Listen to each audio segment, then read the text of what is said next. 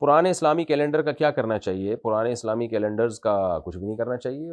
اسلامی کیلنڈر پرانا ہوتا ہی نہیں ہے، سال تو تبدیل ہوتا رہتا ہے، تو 100 سال کے کیلنڈر بنتے ہیں، چاہے اسلامی کیلنڈر ہو یا شمسی کیلنڈر ہو، کیلنڈر کیلنڈر ہوتا ہے.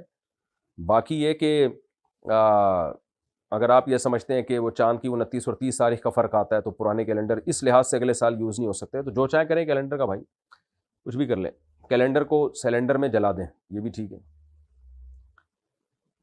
درگاہ پر منت مانگنا صحیح ہے یا نہیں؟ حرام ہے بھائی، حرام، کبیرہ گناہ ہے. حسان دہلی سے، کیا دوائی سے وضو ٹوٹ جاتا ہے؟ دوائی سے وضو نہیں ٹوٹتا. ظہیر الدین کلکتہ سے، کیا لیٹنے سے وضو ٹوٹ جاتا ہے؟ لیٹ کر اگر آنکھ لگ گئی تو وضو ٹوٹ جائے گا، اگر آنکھ نہیں لگی ہے تو صرف لیٹنے سے وضو نہیں ٹوٹتا. لوگ کفن پر زعفران سے کلمہ شہادت لکھتے ہیں، کیا یہ ٹھیک ہے؟ نہیں، یہ مناسب عمل نہیں ہے، سنت سے ثابت نہیں ہے.